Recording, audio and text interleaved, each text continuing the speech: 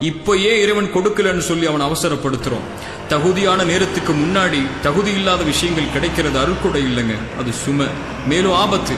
ஒரு தந்தை செல்வந்தர், அவர் செல்வந்தங்கிற காரணத்துக்காக 6 வயசு பையன் விலையுயர்ந்த காரை ஓட்ட கேட்கிறாங்கிறதுக்காக கொடுக்க மாட்டார். ஏன்? 6 வயசுல அந்த காரை ஓட்டுறது ஆபத்துன்னு அவருக்கு தெரியும். ஒரு தந்தைக்கே இந்த அக்கறை இருக்குன்னா 99 மடங்கு தந்தையை விட அன்பு வச்சிருக்கக்கூடிய நம்மளை படைச்ச இறைவன் நமக்கு எந்த நேரத்தில் கொடுக்கணுங்கிறத தெரியாமையா இருப்பா? அவன் சொல்றதெல்லாம் காத்திருக்கக்கூடிய நேரத்தில் அனுமதிச்ச முறையில் இந்த வாழ்க்கையில முயற்சி செய், வரக்கூடிய சோதனைகளை இறை உதவியோடு முறியடி, எதிர்காலம் நீ நினைக்கிறத விட சிறந்த முறையில் அமையுங்கிற விஷயத்தை மட்டும்தான். இந்த உலகத்துல 2 மனுஷங்க இருக்கிறாங்க. சோதனைகளுடைய காலத்துல காத்திருக்காம அவசரப்பட்டு உடனே சோதனைகள் நீங்கணும்னு சொல்லி இறை கட்டளைக்கு மாறுபட்டு மேலும் சோதனைகள்ல சிக்கி கவலை ஏற்பட்டு இறைவனையை குறை சொல்லக்கூடிய மக்கள் ஒருபுறம், சோதனைகள் வரும்போது தன்னாலான முயற்சியை செய்து பொறுமை